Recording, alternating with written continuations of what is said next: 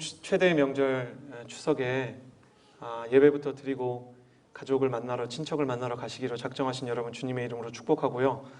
또 이 예배를 영상으로 함께하는 폴트의 모든 지체들, 지금 가족 가운데 가 있고 친척 가운데 가 있느라 오늘 예배는 함께하지 못했지만 함께 예배하는 모든 분들을 주님의 이름으로 축복합니다. 그뿐 아니라 우리와 함께 예배하는 모든 전 세계 크리스천들과 또 선교사님들과 또 지하교회에서 힘겹게 영적인 싸움을 하는 사람들에게도 하나님의 은혜가 있는 주일이 되었으면 좋겠습니다. 옆 사람에게 이렇게 축복해 주시겠어요? 당신은 하나님의 사람입니다. 조금 더 힘있게 축복해 주시겠어요? 당신은 성령의 사람입니다. 아멘. 가슴에 손을 얹고 저를 따라 스스로를 축복하겠습니다. 하나님은 나를 사랑하십니다. 나는 그 사랑 안에 있습니다. 이 시간 말씀 앞에 내 마음을 엽니다. 이 시간 내 마음을 예수님께 집중합니다. 나는 절대로 이전과 같지 않을 것입니다. 아멘. 네, 축복을 해도 자막이 하나 나오지 않으면 이렇게 헷갈리게 되어 있는 게 사람의 연약함입니다. 그럼에도 불구하고 하나님 모든 연약한 자들을 사랑하시고 또 모든 우리의 부족함을 사랑하십니다. 다시 한번 옆 사람에게 축복해 주시겠어요? 하나님은 당신을 있는 그대로 사랑하십니다. 아멘. 오늘은 세상의 마지막 밤에라는 제목을 가지고 종말에 대한 성경의 가르침에 대해서 좀 배우고자 합니다. 저는 종말에 대해서 생각하다가 조금 생뚱맞지만 공항에 처음 간 날이 생각났고요. 아울리치 공항에서 인천공항에서 처음 떠나던 날이 생각났습니다. 제가 이제 20살 때 대학생이 돼서 좀 이렇게 인식이 생긴 다음에 아울리치를 가보니까 인천공항이 너무너무 멋있고 새롭더라고요. 20살이 되기 전에는 이제 김포공항에서 비행기를 탄 적이 몇 번 있었는데 그때까지는 공항이 아주 멋있다는 생각이 들지 않았는데 인천공항은 이 세계에서도 손꼽힐 만큼 크고 깨끗하고 아름답잖아요. 그 공항이 너무너무 멋있었어요. 괜히 분위기 잡겠다고 사진기 들고 공항에서 굉장히 많이 사진 찍었던 기억이 납니다. 요즘에 이렇게 아울리치 갈 때도 보면 공항에서 사진 정말 많이 찍는 분들 보면 공항에 처음 오셨나 보다 이런 생각을 좀 하게 되는데요. 또 분위기 잡겠다고 몇 잔이고 뭐 커피를 마시고 몇 잔이고 이렇게 음료수를 마셨던 기억납니다. 비행기 타서 모든 게 다 신기하니까 기내식 보고 먹기 전에 사진 찍고 뭐가 들어있는지 하나하나 확인해보고 기내식에서 먹을 수 있는 모든 간식을 다 먹어봤던 그런 시간도 기억이 납니다. 근데 아울리치 몇 번 더 가게 되고요. 가족이 해외에 살다 보니까 공항에 이렇게 연례 행사처럼 가게 됐어요. 물론 가족들은 자주 보지 못하지만 공항에 이렇게 아울리치 때문에 이렇게 계속 나가게 되니까 예전처럼 공항에 가도 설레지 않더라고요. 저희 교역자가 3명이 있는데 아직도 공항에 갈 때마다 설렌다고 고백한 분이 계세요. 저는 아닌데 나머지 2분 중에 누군지 알려고 하지는 마세요. 근데 공항 라운딩만 나가려고 하면 굉장히 신이 나고 공항에 가는 걸 너무너무 즐거워하시고 공항 사역 있으면 제가 가겠습니다라고 얘기하는 분이 계세요. 약간 이렇게 이국적으로 생기시고 아랍인자처럼 생기셔서 그런지 굉장히 공항을 사랑하세요. 많이 갔는데도 불구하고 설레시더라고요. 그러나 이 공항에 오고 가고 하면서 교역자들끼리 무슨 이야기를 좀 나누게 됐냐면 공항은 그래도 아무리 화려하고 아름답고 공항이 이렇게 설레어도 공항은 경유지이지 목적지는 아니라는 것을 생각하게 되었습니다. 공항이 아무리 화려해도 진짜 여행이 시작되려면 공항에서 나와야 합니다. 만약에 목적지를 잃어버리고 2004년에 개봉했던 그 영화 터미널에서처럼 공항에 계속해서 체류하게 된다면 그것은 여행이 아니라 방황이 될 것입니다. 이와 마찬가지로 우리가 사는 세상도 영적인 시야에서 바라보면 경유지일 뿐이지 목적지가 아닙니다. 우리의 목적지와 본향은 하나님의 나라인 줄로 믿습니다. 옆 사람에게 이렇게 축복해 주시겠어요? 당신의 고향은 천국입니다.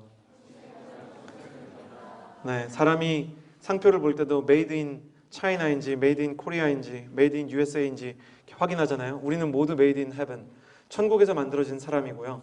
천국에서 만들어졌을 뿐만 아니라 다시 천국으로 돌아갈 인생입니다. 비교적 나이가 젊든지 비교적 나이가 많든지 상관없이 우리는 결국 인생의 최종 목적지를 하나님의 보좌 앞에서 만나게 될 것입니다. 그래서 하나님께서는 인생의 경유지에 우리의 눈이 묶이지 않기를 바라시고요. 인생의 영원한 목적지인 하늘을 바라보면서 사는 사람이 되기를 원하십니다. 우리는 이 땅에 발을 딛고 살면서도 하늘을 바라볼 수 있는 영적인 사람이 되어야 하는 것이죠. 예수님과 제자들이 예루살렘 성에 올라갔을 때 예수님이 제자들의 시선이 땅에 너무 많이 고정되니까 다시 하늘로 그 시선을 돌릴 수 있도록 종말에 대해서 말씀을 해주시는 장면이 바로 오늘 이 말씀입니다. 그런데 예수님께서 왜 이 종말에 대해서 얘기를 하게 되셨는가? 제자들의 어떤 사건이 있었어요. 5절 말씀 같이 읽겠습니다. 오늘 본문에 같이 읽지는 않지만 오늘 본문 앞에 기록된 5절 말씀입니다. 함께 읽겠습니다. 시작. 몇몇 사람들이 아름다운 돌과 하나님께 바쳐진 봉헌물로 성전이 얼마나 아름답게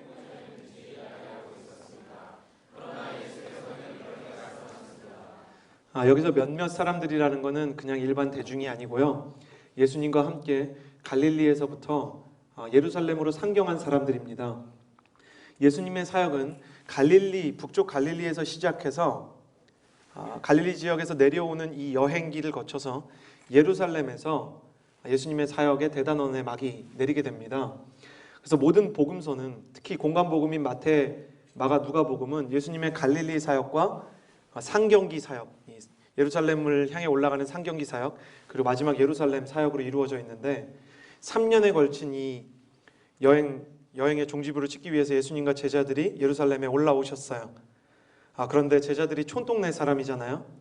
예루살렘 성전을 보고 가끔 6월절에 올라올 때마다 보긴 했지만 봐도 너무 신기한 마음에 이 성전을 보면서 너무너무 놀란 거예요. 당시 예루살렘 성전은 시온산이라는 예루살렘의 명산의 중턱에 위치한 고대 중동 건축물 중에 최고의 건축물입니다. 건축 기간이 무려 82년이었고요. 그리고 건물의 외관이 대리석에 금장식이 어마어마하게 달려있는 화려한 외관으로 되어 있어서 빛나는 황금의 성이다라는 이 별명을 가지고 있었던 곳입니다. 그리고 기둥 하나하나가 장정 여러 명이 손을 이렇게 펼쳐서 여러 사람이 손을 마주 잡아야 그 기둥을 잡을 수 있을 만큼 기둥이 웅장할 정도로 컸고요. 천장 고도 엄청 높았어요. 그리고 수천 명이 한꺼번에 들어가서 예배할 수 있을 정도로 내부 공간이 넓은 대예배실을 비롯한 많은 내부 공간들이 있었습니다. 이 화려함을 보고 갈릴리 시골 출신인 제자들이 놀라서 정말 화려하고 멋지다 감탄하고 있는데 주님께서 화려한 성전보다 더 놀라운 말씀을 이어가십니다. 5절 말씀에 이어서 나오는 6절 말씀 같이 읽겠습니다. 시작. 너희가 지금 보고 있는 이것들이 돌 하나도 돌 위에 남지 않고 다 무너질 날이 올 것이다. 제자들이 성전을 보고 놀라고 있을 때 예수님께서 말씀하셨어요. 이 성전이 돌 하나도 돌 위에 남아있지 않고 다 무너질 것이다. 예수님이 태어난 년도를 기준으로 해서 서기를 시작하고 싶었던 로마는 예수님의 탄생을 기원전 1년으로 만들고 싶었는데 학자들에 따라 1년이다 혹은 4년이다 이렇게 얘기하는 사람들 의견이 분분하지만 어찌됐든 예수님의 청년 사역은 짧은 나이에 십자가에서 마감이 되었기 때문에 한 30년에서 40년 정도 되면 AD 30년 40년 사이에는 예수님의 사역이 거의 마무리되었을 것이라고 봅니다. 그런데 예수님이 돌아가시고 나서 30년이 더 지난 한 30년에서 40년 정도가 지난 AD 70년경에 무슨 사건이 일어나냐면 유대인들이 로마의 폭정을 견디지 못하고 반란을 일으키는 사건이 일어납니다. 그러나 그 반란이 성공했으면 이스라엘 나라가 회복되고 좋았을 텐데 그렇게 되지 못하고 완전히 처참한 패배를 경험하게 됩니다. 예루살렘을 중심으로 반란에 가담했던 무려 100만 명의 사람이 살해당합니다. 그리고 10만 명의 사람은 포로로 잡혀서 로마를 비롯한 각지의 노예로 팔려갑니다. 포로보다 사상자가 10배 이렇게 차이가 난다는 것은 로마 사람들이 반란에 조금이라도 가담한 사람을 살려둘 생각이 전혀 없었다는 것을 의미합니다. 예수님께서 돌 위에 돌 하나도 남지 않을 것이라고 얘기했는데 실제로 그 예언이 이루어진 것이 로마 군사들 사이에 이런 루머가 돕니다. 이스라엘 사람들이 그들의 재물과 보물을 성전 돌 사이사이에 숨겨두었다. 근거가 명확하지 않았던 이 루머 때문에 로마 사람들은 공들여서 그 돌을 하나씩 82년 동안 만들어 놓은 성전을 다 해체하고요. 실제로 그래서 흔적도 남지 않고 그 성전이 사라져 버립니다. 예수님께서 이런 무서운 이야기를 하시고 이 이야기로 시작해서 세상 끝날에 대해서 말씀을 하십니다. 마치 우리가 장례식에 갔다가 돌아오는 길에 인간의 죽음에 대해서 생각할 수밖에 없듯이 예루살렘 성전의 무너짐에 대한 메시지는 사람들로 하여금 자연스럽게 세상의 끝날에 대해서 생각하고 묵상할 수밖에 없는 상황을 만들어 버렸습니다. 예수님은 이 두려운 종말의 메시지를 선포하시는 데 있어서 가장 먼저 이 성전의 회파를 말씀하셨는데, 성전의 회파 뒤에 숨은 영적인 메시지는 이것입니다. 세상에 대한 지나친 환상을 버리라는 것입니다. 너희가 추구하는 그 어떤 것도 영원한 것이 아니다. 너희가 걸작이라고 생각했던 예루살렘 성전도 완전히 무너졌듯이 너희가 세상에서 추구하던 모든 영광이 풀을 한 폭이나 물방울 하나도 남기지 않고 다 사라지는 날이 올 것이다. 너희가 추구하는 것들이 다 허무하다는 것을 인정할 수밖에 없는 세상의 종말이 오게 될 것이다. 여러분, 제가 신대원 시험을 공부하면서 입시 시험의 진리를 깨달았어요. 입시 시험에는 이런 형태의 현상들이 항상 일어나더라고요. 수많은 사람들이 와서 시험에 이게 나올 거라는 정보들을 자꾸 주는 거예요. 수험생들끼리 가지고 와서 이거는 이번 시험에 꼭 나올 것 같다. 이건 중요하다. 지난 몇 년간 이 교수님이 강조했던 이야기다. 신대원에는 더 그런 얘기들이 많거든요. 그래서 옥상 정원이 신대원 공부하는 독서실 위에 이제 옥상 정원이 있는데요. 장신대에는 그 옥상 정원에서 수많은 사람이 이번에 출제가 뭐가 될 거라고 그렇게 얘기를 해요. 근데 신대원에 불문율이 있는데 그 얘기를 따라가면 떨어진다는 전설이 있습니다. 시험을 볼 때면 무슨 공부는 하지 않고 무엇이 시험에 나온다는 이야기만 계속하는 사람이 있어요. 진리는 뭔지 아세요? 시험은 학생이 내는 게 아니고 교수가 내는 거예요. 교수님들의 출제 경향을 스스로 생각하고 자기 자신이 그 정보들 사이에서 분별하는 게 중요하죠. 마찬가지입니다. 세상의 가치에 대한 것들은 우리가 판단하는 게 아니고 하나님께서 판단하시는 거예요. 우리가 아무리 가치 있고 우리가 아무리 소중하고 우리의 인생에서 아무리 위대한 것이라고 생각하는 화려한 업적도 하나님께서 가치가 없다고 말씀하시면 가치가 없는 것입니다. 아무리 우리가 생각할 때 작은 것이고 희미한 것이더라 하더라도 하나님께서 부르신 자리고 하나님께서 시키신 일이라면 그것은 너무나 가치 있고 중요한 거예요. 하나님의 나라에는 성공과 실패가 없습니다. 하나님의 나라에는 순종과 불순종만 있습니다. 사랑하는 여러분, 모든 것을 잃어도 하나님을 잃지 않은 사람은 사실은 아무것도 잃지 않은 사람입니다. 그러나 모든 것을 가진 것 같지만 하나님을 잃은 사람은 사실은 모든 것을 잃은 사람입니다. 여러분, 마음 가운데 세상의 화려함을 바라보고 있는가? 아니면 하나님의 말씀과 하나님의 은혜를 따라가고 있는가? 스스로의 마음 가운데 이 메시지를 시작하며 질문해 보았으면 좋겠습니다. 저는 여러분이 이 청년의 시기에 하나님께서 가치 있다고 말씀하시는 자리에 머무를 수 있는 용기가 있게 되기를 주님의 이름으로 축복합니다. 저는 여러분이 이 청년의 시기에 하나님께서 가치 있다고 말하는 일에 헌신할 수 있는 용기가 생기기를 주님의 이름으로 축복합니다. 옆 사람에게 인사해 주시겠어요? 가치 있는 일을 영적으로 분별하십시오. 예수님께서 이런 말씀을 선포하시니까 사람들이 다시 영적인 질문들이 생기기 시작했습니다. 7절 말씀 같이 읽겠습니다. 시작. 그들이 물었습니다. 선생님, 이런 일이 언제 일어나겠습니까? 또 이런 일들이 일어날 때 어떤 징조가 있겠습니까? 선생님, 이런 일들이 언제 일어나겠습니까? 또 이런 일들이 일어날 때 어떤 징조가 있겠습니까? 사람들이 자기의 죽음을 본능적으로 두려워하듯이 우주의 종말에 대해서도 세상의 끝에 대해서도 사람은 본능적인 두려움을 갖고 있습니다. 뉴욕타임즈와 워싱턴 포스트에서 재미있는 설문조사를 수만 명을 대상으로 한 적이 있는데요. 질문이 뭐였냐면 단 하나만 질문해서 해답을 얻을 수 있다면 당신은 무엇을 묻겠는가? 굉장히 많은 질문이 나올 거라고 예상했던 두 언론사의 기대와 달리 굉장히 심플한 질문 두 개가 상위권을 아주 높은 점유율로 차지했습니다. 1위, 신은 존재하는가? 사람들은 이 정도로 영적인 문제에 관심이 있어요. 믿는 사람이나 믿지 않는 사람이나 사실 믿지 않는 사람들이 이제는 훨씬 많아진 미국 사회를 대상으로 조사를 했는데도 신은 존재하는가? 사실 이건희 회장님의 그 아버님이셨던 이병철 회장님도 돌아가실 때 가장 먼저 마지막 질문을 남길 때 신은 존재하는가는 질문을 신부에게 남기고 소천하셨죠.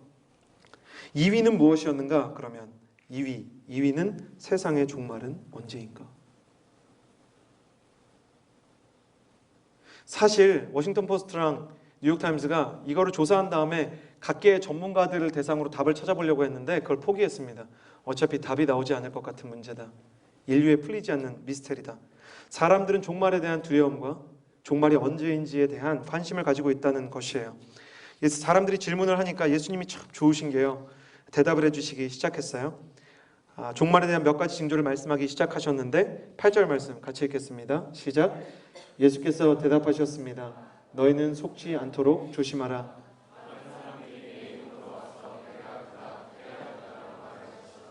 그러나 그들을 따라가지 말라. 첫 번째 종말의 징조는 거짓 기독교입니다. 거짓 기독교가 바이러스처럼 창궐하게 될 것이다. 종말이 오기 전에 거짓말을 하는 기독교, 거짓말을 하는 예수님에 대한 메시지를 뒤틀어 놓은 거짓 선지자들이 나타나서 뭐라고 얘기할 것이냐면 두 가지를 얘기할 거예요. 첫 번째, 내가 예수다. 기네스북에 오른 이단 교주들이 있습니다. 기네스북은 참 독특한 단체예요. 이단 교주들을 신도수별로 정리해 놓은 게 있어요. 저도 참 특이한 교육자예요. 그걸 기네스북에서 찾고 있었어요. 찾아보니까 놀라운 걸 알았어요. 우리나라의 이단 사이비가 인구 대비 2위입니다. 전 세계 2위. 1위는 명확한 수치를 잡을 수 없지만 중국이고요.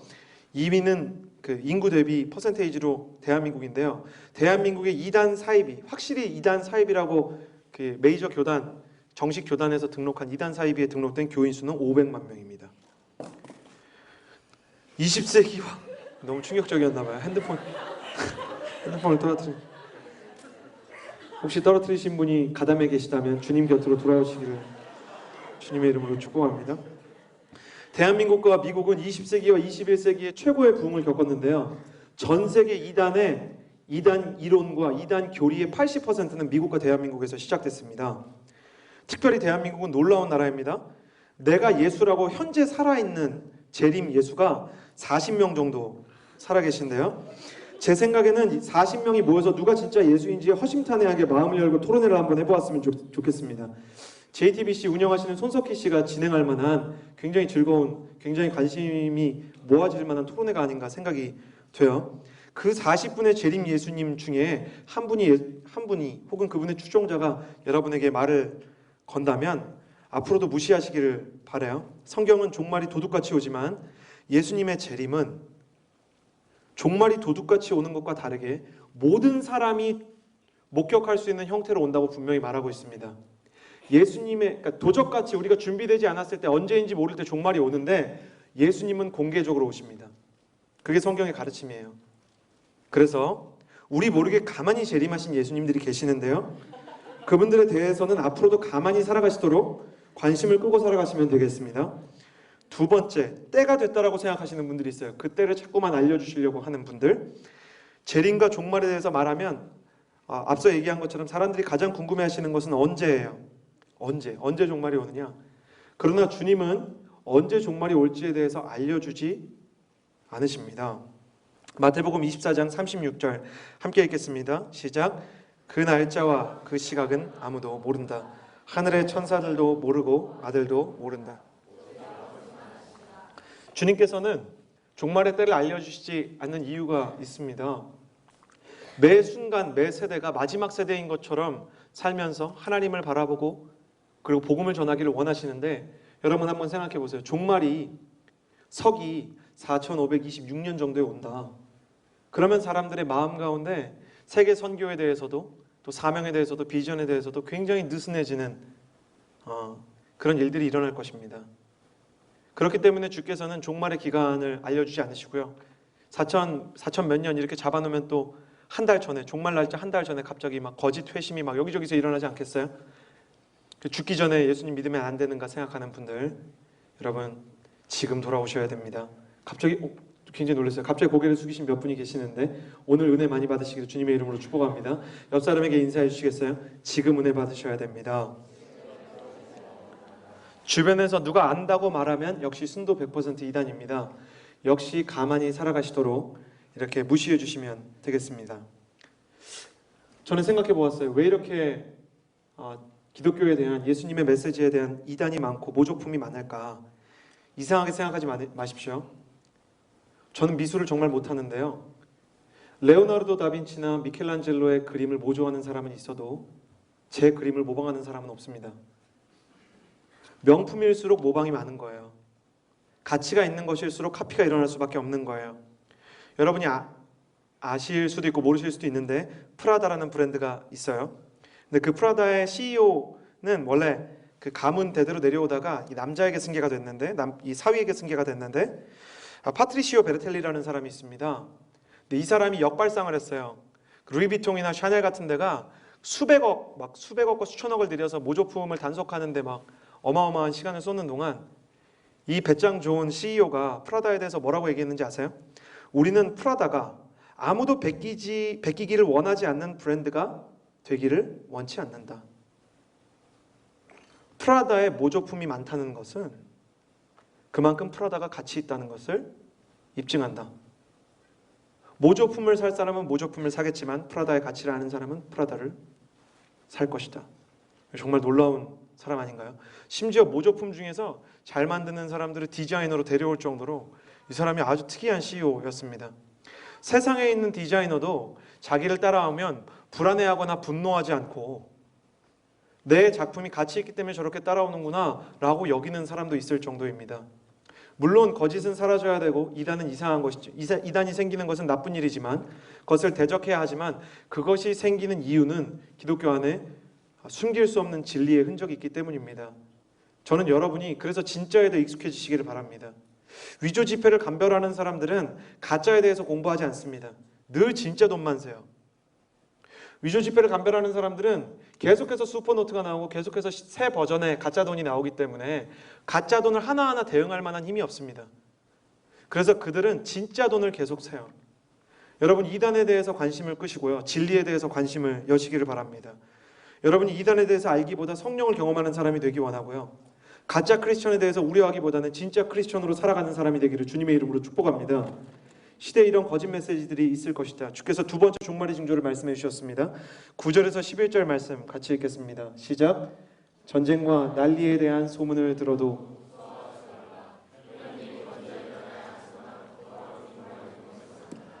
예수께서 그들에게 계속 말씀하셨습니다. 민족과 민족이, 나라와 나라가 서로 맞서 싸울 것이다. 곳곳에서 큰 지진과 기근과 전염병이 생길 것이며 하늘에서 무서운 재앙과 큰 징조가 나타날 것이다. 종말의 두 번째 징조는 재앙입니다.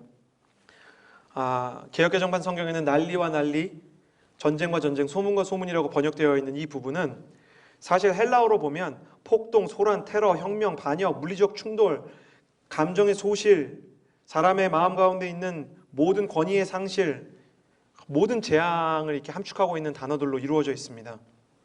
문명과 문명, 인종 대립, 전쟁, 국가 간의 분쟁, 사람들 가운데 숨겨져 있던 폭력성이 드러나기 시작할 것입니다. 여러분 기억하셔야 될 게 뭐냐면요, 하나님을 떠난 인간은 폭력적이에요. 하나님을 아담과 하와가 떠났을 때 예상하지 못한 일이 벌어졌는데 큰아들이 작은아들을 돌로 쳐서 죽인 거예요. 사람의 마음 가운데는 기회가 주어지면 다른 사람에게 폭력을 행사하고 싶은 유혹이 도사리고 있습니다. 남자의 마음 가운데는 분노로 이것이 드러나고요, 여자의 마음에는 질투로 이것이 드러납니다.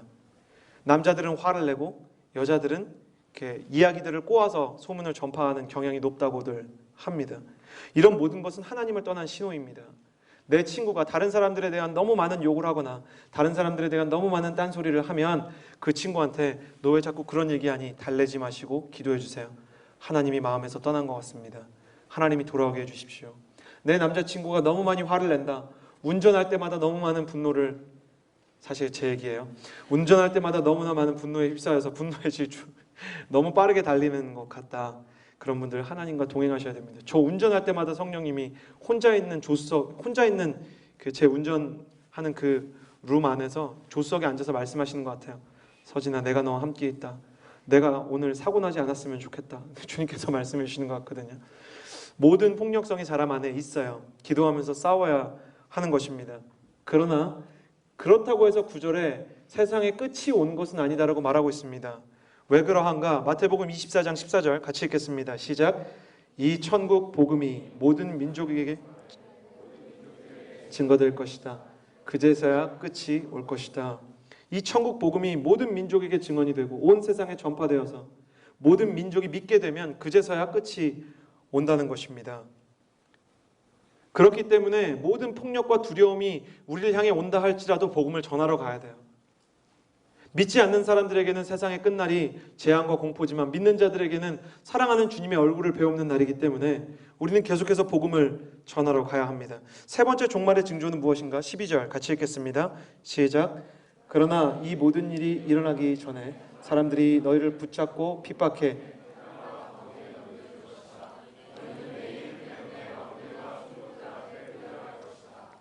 세 번째 종말의 징조는 하나님의 사람들에 대해서 핍박이 일어난다는 것입니다. 요 몇 년 사이에 크리스천에 대한 비판이 거세졌습니다. 제가 처음 대학생 되던 2002년 월드컵 하던 시절만 해도 이 정도 반감이 있진 않았거든요. 그런데 비판이 거세졌어요. 크리스천이 비판받는 이유를 기윤실과 온누리 교회에서도 깊게 생각해 보았습니다. 두 가지 문제가 있어요. 첫 번째는 교회와 크리스천들을 보면서 세상이 실망하는 윤리적인 문제들입니다. 교회 지도자들, 사실 저와 같은 교역자들이 가장 먼저 회개해야 한다고 생각하고요. 물질에 대한 욕심을 버리고 내일에 대한 염려를 하지 말아야 하는 최전선에 서 있는 종교 지도자들이, 기독교 지도자들이 잘못하고 있다. 그런 문제들이 있고, 또 크리스천을 보면서 직접 자기가 이렇게 만나는 크리스천들, 이 사람들이라도 좋았다면 종교 지도자들의 부패를 보면서 절망하지 않을 텐데, 자기가 믿지 않는 사람들이 실제로 만나는 크리스천들을 보니까 또 이 사람들도 믿을 만한 사람이 아닌 거예요. 그래서 실망하게 되는 첫 번째 이유가 있습니다. 크리스천의 윤리적인 부패나 타락은 회개하고 바꿔야 하는 문제입니다. 분명히 우리의 인생에서 변화가 일어나야 합니다. 우리가 아무리 열심히 찬양한다 그래서 하나님께서 그것 자체로 우리를 귀하게 여기시는 것은 아닙니다. 우리가 찬양하고 말씀을 듣는 이유는 변화를 위한 것입니다. 바꿔 말하면 변화가 없으면 찬양이 거짓말이 됩니다. 변화가 없으면 말씀 선포도 허무한 것이 될 수밖에 없습니다. 사랑하는 여러분, 말씀을 듣고 감동했다면 반드시 우리의 삶 가운데 하나님께서 주시는 도전에 순종하셔야 됩니다. 순종이 없으면 내가 믿는 주님을 사람들은 인정하지 않게 될 것입니다. 변화가 없으면 우리가 믿는 예수 그리스도의 그 진리는 땅끝으로 떨어질 수밖에 없는 것입니다. 왠지 아십니까? 기독교는 증거를 통해서 전파되는 종교가 아니라 증인을 통해서 전파되는 종교예요. 하나님은 사람들에게 증거를 보여주시기보다는 증인을 주세요. 땅끝까지 이르러 내 증인이 되리라 말씀하셨어요. 증인한테 가장 중요한 게 뭔가요? 법정에서 증인한테 가장 중요한 건 그 증인의 증언에 신뢰할 만한 신실성이 있는가 하는 문제예요. 그래서 그 증인이 아무리 사건에 대해서 올바른 말을 한다 해도 이 증인이 평소에 알코올 중독이 있고 아이들을 학대한 경험이 있고 평소에 거짓말을 많이 하던 사람이면 그 증인의 증언은 법정에서 효력을 잃게 되어 있는 거예요. 그렇기 때문에 우리가 그리스도의 증인으로 살고 복음을 전하기 위해서는 반드시 세상으로부터 잃어버린 신뢰성을 회복해야 합니다. 저는 여러분이 이 젊은 시기에 그리스도의 복음으로 인한 변화와 그리고 성화의 역사 가운데 들어가게 되기를 주님의 이름으로 축복합니다.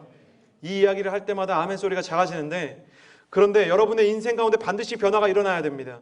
몇 주째 계속 이야기하지만 하나님은 우리를 있는 그대로 사랑하시지만 있는 그대로 내버려 두시지 않으시는 하나님이신 줄을 믿습니다. 저는 여러분의 인생 가운데 반드시 변화가 일어나게 되기를 주님의 이름으로 축복합니다. 기독교의 변화가 일어나야 돼요. 그러나 두 번째 숨어있는 영적인 이유가 있습니다.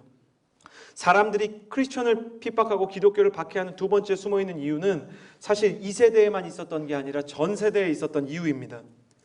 기독교는 진리에 있어서 배타적입니다. 진리가 이렇게도 저렇게도 갈 수 있다고 얘기하지 않아요. 어떤 사람들이 얘기하는 것처럼 산 정상으로 올라가는 길은 여러 개가 있을 수 있어요. 사람들은 종교도 여러 개가 있을 수 있지 않냐 얘기하는데 종교마다 비슷한 산이 아니에요. 산과 바다만큼 달라요. 산을 올라가는 길이 여러 개 있을지 몰라도 바다가 산이 될 수는 없다고요. 케임브리지와 옥스포드에서 강의하는 알리스터 맥그레스라는 신학자는, 이게 좀 어려운 얘기입니다. 잘 들어보세요. 실제 종교를 연구해 봤어요. 그래서 비교 종교학을 통해서 종교를 연구해 보니까 종교에는 유사성보다 차이점이 훨씬 많습니다. 비슷해질 수가 없어요. 불교는 인격적인 신을 믿지 않습니다. 인격적인 신이라는 게 존재하지 않아요. 우리나라 불교는 막 그 부처님 상 앞에서 이 빌고 절하고 그러는데 그건 원래 불교의 모습이 아닙니다. 불교는 모든 사람이 원래 붓다라고 여기는 종교예요. 범신론이라 그러죠. 그러나 기독교는 유일하신 한 분 하나님을 믿습니다. 그분은 우주의 원리나 법칙이 아니라 인격적인 하나님이시고 우리의 아버지시고 우리와 함께 교제하시는 분이에요. 완전히 출발 자체가 다릅니다. 아프리카에 있는 종교들은 실제로 여러 인격을 가진 여러 인격체인 신들이 있다고 얘기합니다. 완전히 달라요. 근데 그게 사실은 비슷한 거니까 이렇게 같이 애매모호하게 올라갈 수 있지 않냐? 그게 학문의 세계에서도 엄청 폭력적인 겁니다. 마치 이런 거예요. 한국 사람이랑 일본 사람은 아시아 사람이니까 그냥 나라 합치면 어때? 합칠 수 있습니까? 한국 사람이랑 남한 사람이랑 북한 사람은 친하니까 남한 사람이 북한 가서 살고 뭐 그러면 어때? 그건 남한과 북한의 현실을 모르는 거라고요. 종교의 차이가 엄청 심해요. 사실은 완전히 다른 얘기를 하고 있는데 비슷한 얘기를 하는 것처럼 착각하게 만드는 것은 왜 그런지 아십니까? 실제로는 공부를 열심히 안 하기 때문입니다. 애매모호하게 20대의 종교는 공통점이 훨씬 더 많다는 것은 그 사람 가만 보면 진짜 열심히 공부하는 사람이 아니에요. 전문가를 가장한 그냥 세상에 어중이 떠중이로 떠다니는 정보들에 현혹된 사람에 불과한 거예요. 종교는 통합될 수가 없습니다. 완전히 다른 얘기를 하고 있습니다. 진리는 예수님뿐입니다. 사도행전 4장 12절 같이 읽겠습니다. 시작. 다른 이로서는 구원을 받을 수 없나니 천하 사람 중에 구원을 받을 만한 다른 이름을 우리에게 주신 일이 없음이라 하였더라. 사랑하는 여러분, 이 사실을 믿으시기 바랍니다. 구원은 오직 예수 그리스도의 십자가와 부활을 믿는 사람들에게만 주어지는 것입니다. 종교 통합에 대한 모든 메시지들로부터 여러분의 영이 분별력을 갖게 되기를 주님의 이름으로 축복합니다. 상식적으로만 봐도 완전히 다른 얘기를 똑같은 얘기라고 얘기하는 것은 독도는 일본 땅일 수도 있고 한국 땅일 수도 있고 중국 땅일 수도 있고 미국 땅일 수도 있다고 얘기하는 제국주의적인 관점이랑 비슷한 거예요. 말도 안 되는 이야기입니다. 공항을 떠나서 목적지로 가려면 여권을 제시해야만 목적지에 내릴 수가 있어요. 우리가 죽고 하나님의 나라로 들어갈 때는 예수 그리스도에 대한 믿음의 여건이 있는 사람만 하나님의 나라로 들어가게 될 것입니다. 여러분, 세상이 여러분에게 계속해서 잘못된 메시지를 전할 거예요. 꼭 예수님 믿는 사람만 구원받냐고요? 예수님 믿는 사람만 구원받습니다. 이미 죽은 사람들에 대해서는 이순신 장군 같은 사람 하나님께서 어떻게 구원하실지에 대해서 저는 모릅니다. 그러나 분명한 것은 하나님께서 그들에게 주시는 방법이 있을 것이고 예수 그리스도의 복음이 전해진 이후에는 예수 그리스도의 복음을 통한 방법밖에 없다는 것입니다. 다른 방법은 전혀 없습니다. 절대 없다고 성경이 반복해서 얘기하고 있는 것을 외면하고 또 곡해하려는 세상의 모든 가르침으로부터 도망치셔야 합니다. 법정 스님이 얼마 전에 기독교에 대해서 얘기하면서 타종교에 구원이 있을 수 있다는 이야기를 이렇게 매력적으로 하셨는데 저는 그분의 이렇게 성품과 그분의 어떤 인격의 고매함을 믿지만 모르면 가만히 계셔야 됩니다. 법정 스님께 죄송하지만 요한복음에 나오고 사도행전과 로마서에 있는 계속해서 반복되는 구원의 메시지에 대해서는 완전히 지워버리고 주님께서 유대인에게서 이방인에게 구원을 전해주셨듯이 이제는 이방인을 넘어서 타종교에게도 구원을 주시지 않겠느냐, 그런 낭만적인 이야기는 예수님의 십자가를 정말 가치없는 죽음으로 만들어버리는 것입니다. 여러분, 그런 얘기에 현혹되지 마세요. 기독교인인데 그런 거 나르면서 정말 일리 있는 얘기다, 그런 거 하지 마세요. 여러분은 진리에 대해서 굳건한 토대를 가지고 있어야 하는 것입니다. 그렇기 때문에 이런 메시지를 가지고 있는데 세상이 어떻게 좋아할 수가 있겠어요? 믿는 사람만 구원을 받는다는데. 사람들이 싫어하면 진리를 바꿔야 합니까? 진리가 사람들의 선호도의 문제입니까? 내가 좋아하고 싫어하고의 문제로 진리를 바꿀 수 있습니까? 바꿀 수 없는 것입니다. 진리는 옳고 그름에 대한 문제입니다. 참이냐 그르냐에 대한 문제인 것입니다. 그렇기 때문에 여러분은 그 진리의 토대 위에 예수님 붙잡고 살아야 합니다. 핍박과 박해가 찾아오고 명절날도 죄송합니다만 가족이 차례상 차리시면 거기 동참하시면 안 돼요.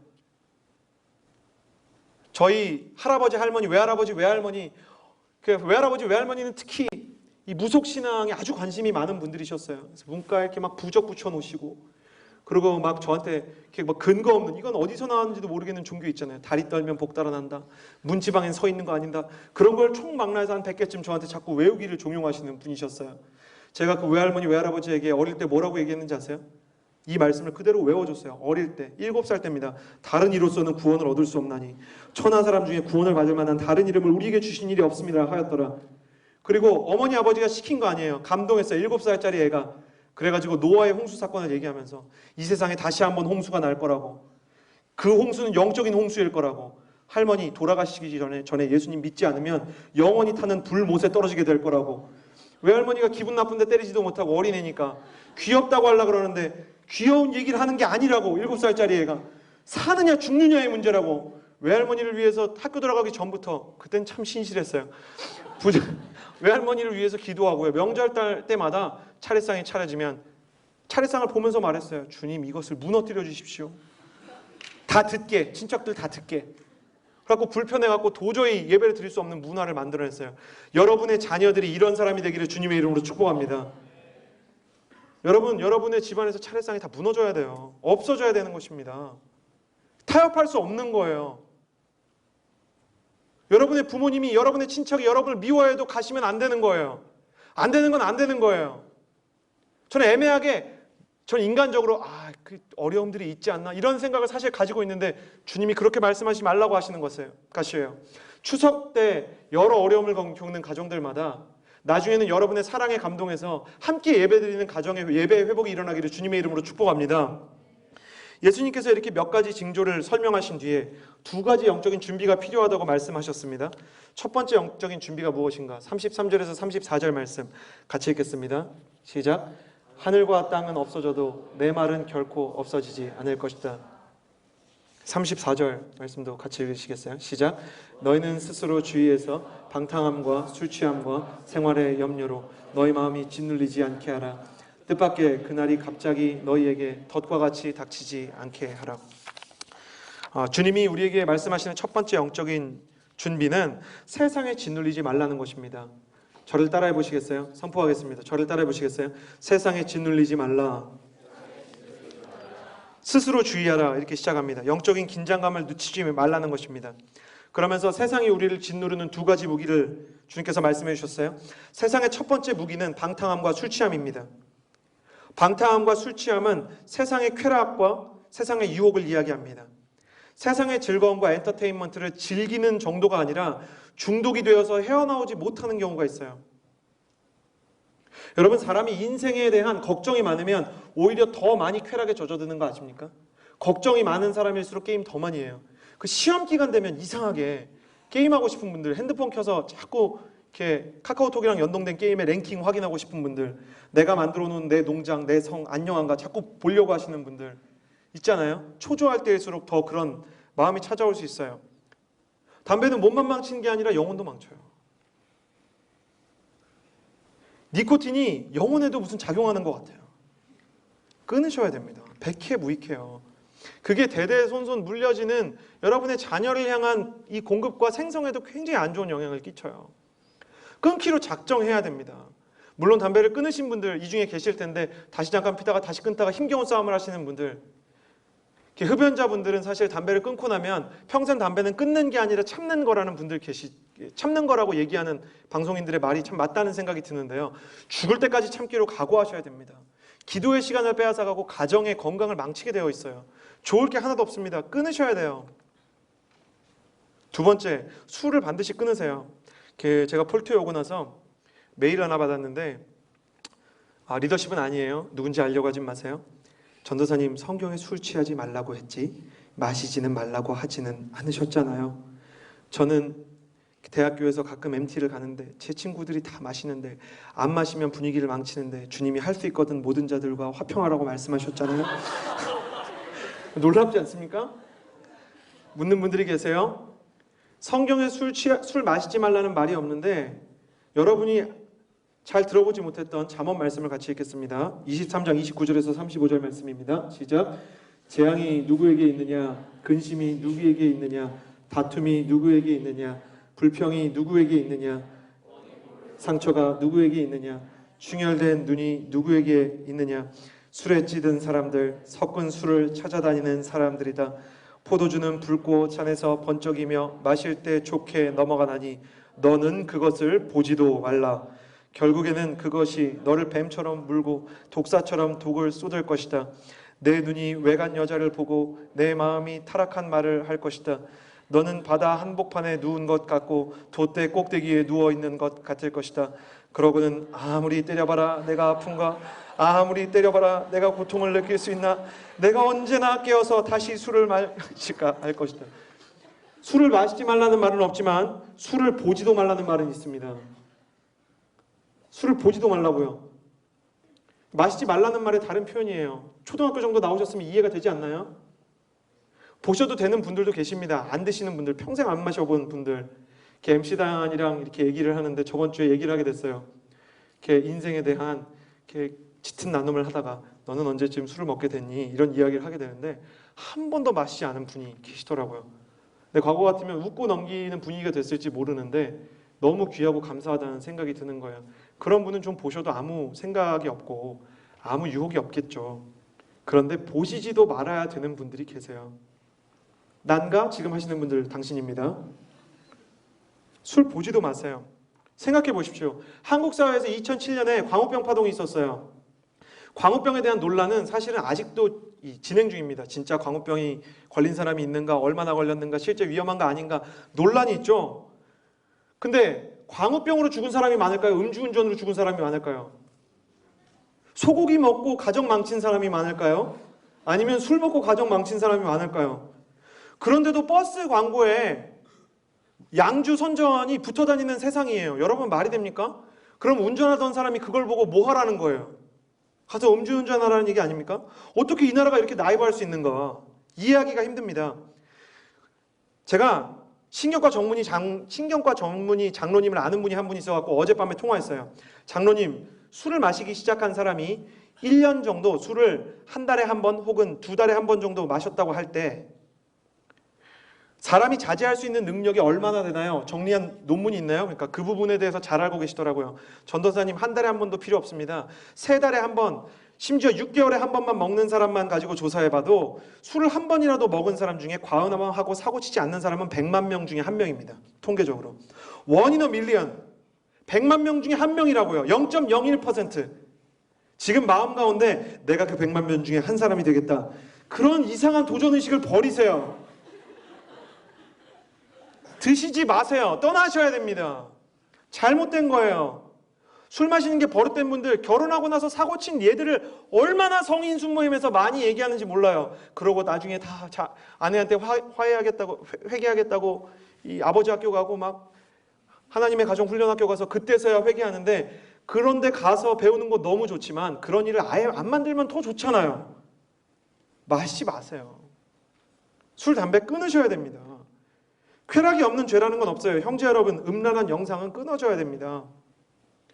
여러분, 굉장히 나이반 생각하는데 결혼하면 그런 거 안 보게 될 거다? 제가 요즘 결혼한 사람들이랑 또 어제 통화를 해보았어요. 결혼한 청년들과 통화해본 결과 제가 통화한 10명의 청년들 중에 10명의 형제들 중에 8번은 결혼하고도 음란한 영상을 본 적이 있다라고 고백했고요. 제가 이게 공신력을 얻기 위해서 크리스천 커뮤니티 중에 4개의 청년부에서 사람을 착출해서 물어본 거예요. 불가능하다고 포기하기 때문에 근데 불가능한 거예요. 10명 중에 진짜 감사했던 것은 2명의 형제가 완전히 끊었다고 얘기했어요. 완전히 중독이었는데. 불가능하다고 생각하면 끝까지 불가능한 거예요. 그럼 마약 중독자도 못 끊어요. 바람 피는 사람도 못 끊어요. 그러나 성령을 의지하고 어렵지만 끊겠다고 결정하고 싸우고 무너질 때 다시 싸우고 무너질 때 다시 싸우는 사람은 결국 승리하게 될 것입니다. 저는 여러분이 패배하는 건 괜찮고 무너지는 건 괜찮은데 승리에 대한 기대 자체를 포기하는 사람이 되지 않기를 바랍니다. 옆 사람에게 이렇게 인사해 주시겠어요? 영적인 승리를 믿는 사람이 되십시오. 연인들이요, 중독된 사람들 스마트폰을 제발 내려놓으세요. 연인들끼리 만나서도 요즘에 커피숍 가면 같이 마주 앉아서 카톡으로 얘기하는 연인들도 있어요. 떨어져 있을 때 말하라고 스티브 잡스가 만들어 주신 거예요. 스티브 잡스도 그러라고 만든 게 아니에요. 떨어져 있을 땐 기계로 말하더라도 만나서는 페이스 투 페이스, 인격적인 교제가 있어야 됩니다. 온라인 게임에 빠져가지고 내 정체성이 어디 성에서 성을 구하기 위해서 화살을 쏘는 전사라고 생각하는 분들, 게임에서 나오셔야 됩니다. 그 게임 지워버리시고, 안 지워지면 극단적이지만 컴퓨터 버리세요. 게임 중독 때문에 교수님한테 실제로 장신대에서 게임 중독에 걸린 신학생이 펜으로 자대고 써갖고 레포트 낸 사람이 있었어요. 그럼 교수님이 그걸 안 받아줄까요? 당연히 A 플러스가 나오죠. 그러라고 뭐 또 그렇다 그래서 A 플러스 받기 위해서 힘듭니다. 그거 굉장히 힘들어요. 옆에서 보니까. 하지 마시고요. 저는 그렇게 결단하는 사람도 봤어요. 중요한 건 뭐냐? 세상이 우리를 짓누르게 내버려 두지 말라고요. 짓눌릴 수밖에 없는 인생이다라고 생각하지 말라고요. 세상이 우리를 짓누르는 것은 현실이고 무겁지만 인생의 문제가 거대하다 그래서 그 인생의 문제를 포기하지 마시라고요. 사랑하는 여러분, 인생의 문제는 언제나 우리의 존재보다 거대하지만 하나님은 언제나 그 문제보다 거대하신 분이신 줄을 믿으시길 바랍니다. 내 인생의 문제가 항상 나보다 크다 그래서 그 문제를 포기할 것인가? 포기하지 말라는 거예요. 마지막 시대를 살아가면 경제적으로, 환경적으로 유혹이 찾아오고 여러분의 인생 가운데 쾌락이 여러분의 발목을 붙잡으려고 할 것이지만 넘어지고 또 넘어져도 다시 일어나는 하나님의 사람이 되기를 주님의 이름으로 축복합니다. 하나님의 사람은 넘어지지 않는 사람이 아니라 넘어질 때마다 일어나는 사람이다라는 말이 있어요. 저는 여러분한테 그런 도전이 있기를 바랍니다. 두 번째 영적인 준비는 무엇인가? 36절 말씀 같이 읽겠습니다. 시작. 그러므로 너희는 앞으로 일어날 이 모든 일을 피하고 또 인자 앞에 설 수 있도록 기도하면서 항상 깨어있으라. 믿음이 다 똑같은 것 같지만 잠자는 믿음이 있고 깨어있는 믿음이 있어요. 깨어있는 믿음은 기도하는 믿음이에요. 깨어있는 믿음은 기도하는 믿음이에요. 어떤 분이 도둑이 들어와서 집에서 전에 한번 말씀드렸는데 해외에서 신앙생활하는 분이 집에 도둑이 들었어요. 3층 집에 1층에 도둑이 들었는데 도둑이 둔지 모르다가 나중에 알았어요. 어떻게 알았는지 아세요? 경찰이 와서 자기 물건을 돌려주면서 혹시 선생님 거 아닙니까? 도둑 당했나 보다. 그걸 그때 한 거예요. 도둑이 왔다가도 모르는 사람이 있듯이 사단이 왔다가도 모르는 사람이 있어요. 사단이 내 마음속에 공작하는 걸 모르는 거예요. 여러분, 영적으로 민감하면 어떤 문제들이 우리 마음속에 찾아오는지 아세요? 내가 우울할 때 이게 내 우울함인지 사단이 주는 우울함인지 분별할 수 있는 분별력이 생겨요. 내가 분노할 때 이 분노가 나의 분노인지 사단이 종용하는 건지를 알 수 있게 된다고요. 사랑하는 여러분, 여러분의 마음에 찾아오는 모든 감정이 여러분 거라고 생각하지 마세요. 사단이 여러분 마음 안에 자꾸 분노와 미움과 질투와 그리고 모든 불신앙과 의심과 회의와 부정적인 그 영적인 공격을 심는다고요. 그런데 기도하면 그 씨앗이 심길 때 아는 거예요. 이거는 사단이 나를 공격하는 거다. 기도하는 사람이 영적으로 깨어있는 것입니다. 기도하지 않으면 영적으로 잠든 사람인 것입니다. 기도를 못한다고 말씀하시는 분들 계세요. 고민하는 분들. 기도의 비결을 알려드리겠습니다. 기도는 기도하면서 배우게 돼 있어요. 안 된다고 생각하지 말고 기도의 자리에 나와서 기도를 해야 하는 것입니다. 1분이든 5분이든 그냥 기도의 자리에서 버티는 것만 해도 기도를 배우게 돼 있어요. 왜냐하면 기도의 자리에서 버티려면 믿음이 필요하거든요. 간절함이 필요하거든요. 믿음과 간절함이 있는 자에게 주님은 반드시 기도의 문을 열어주십니다. 여러분, 제가 여러분한테 하루에 2시간씩 기도하라고 말하는 거 아닙니다.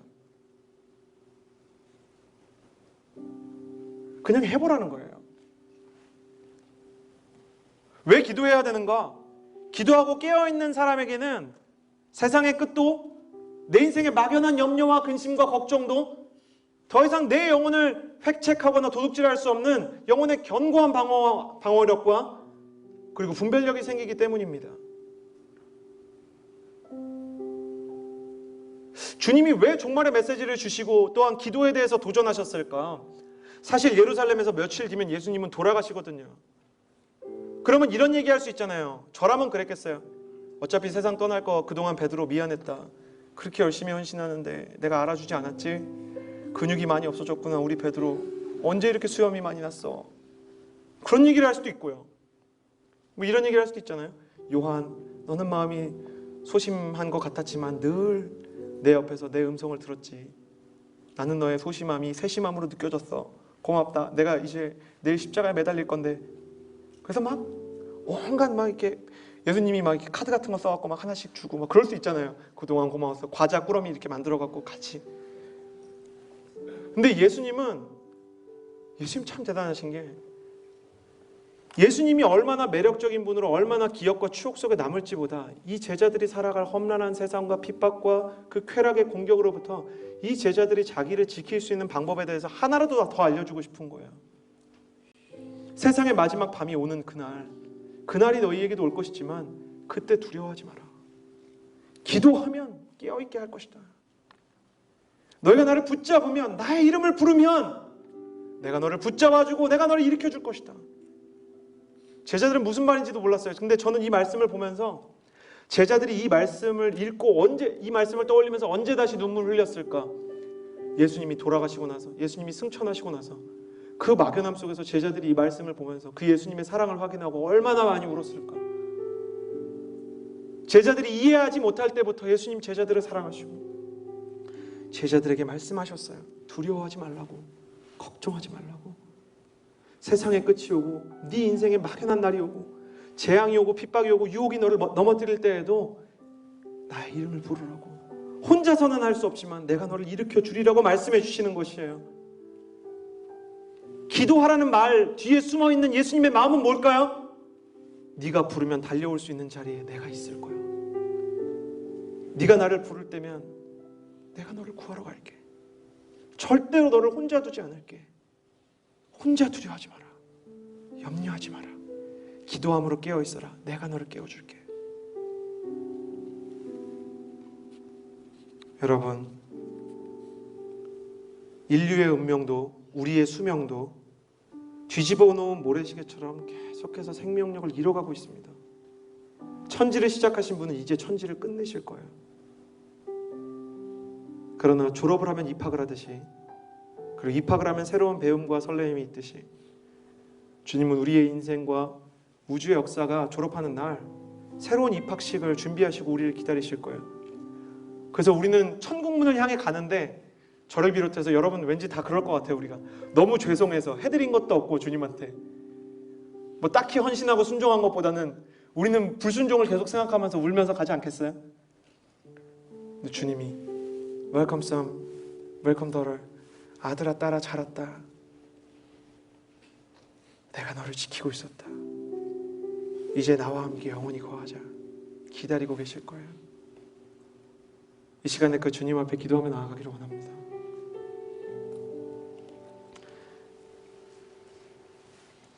이 시간에 첫 번째 기도할 것은 두려움에 대해서 주님 앞에 내려놓으며 기도했으면 좋겠습니다. 주님, 내 인생도 세상의 그 어떤 환난도 두려워하지 않게 하여 주시옵소서. 주님, 내 인생의 그 어떤 위협도, 나를 공격하는 그 어떤 사단의 세력도 주님, 내가 두려워하지 않게 해주십시오. 내가 기도하게 해주십시오. 두려울 때에 내가 주님을 부르면 주님께서 거기 계시다는 믿음이 있게 하여 주시옵소서. 이 시간에 그 주님 앞에 우리의 마음을 올려드리며 찬양을 함께 했으면 좋겠습니다. 감사해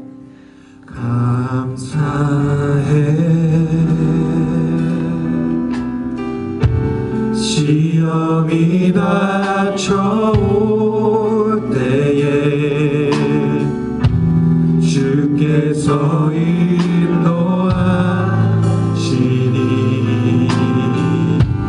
두려움 없네.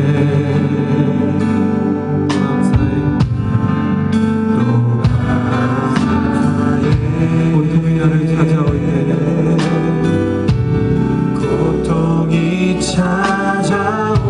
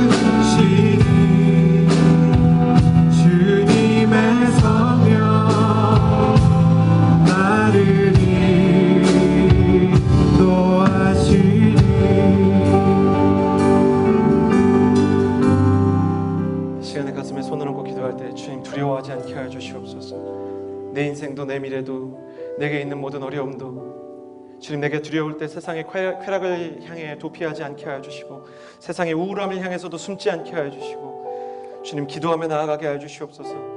특별히 무엇라 기도해야 될지 모르는 분들은 그냥 하나님 앞에 앉아서 하나님 나를 도와주십시오 이렇게 짧게만 계속 기도해도 괜찮습니다. 눈물이 나시는 분들은 말을 하지 못해도 괜찮습니다. 그러나 내 인생의 모든 두려움을 주께 내어드리는 심정으로 주님 앞에 기도했으면 좋겠습니다. 같이 기도하겠습니다. 거룩하신 하나님, 거룩하신 주님, 폴트에 있는 한 사람 한 사람이 영적으로 승리하게 하여 주시옵소서. 어제까지는 무너졌어도 오늘부터 다시 일어나게 하여 주시옵소서. 오늘부터 새롭게 영적인 회복이 일어나게 하여 주시옵소서. 낙심과 좌절과 우울함과 불안과 연유와 근심과 중독이 떠나가는 역사가 있을 지어다. 내가 예수 그리스도의 이름으로 명하노니 모든 좌절의 세력, 낭망의 세력, 우울함의 세력은 떠나갈 지어다. 주님께 감사합니다. 예수님의 이름으로 기도드렸습니다. 아멘.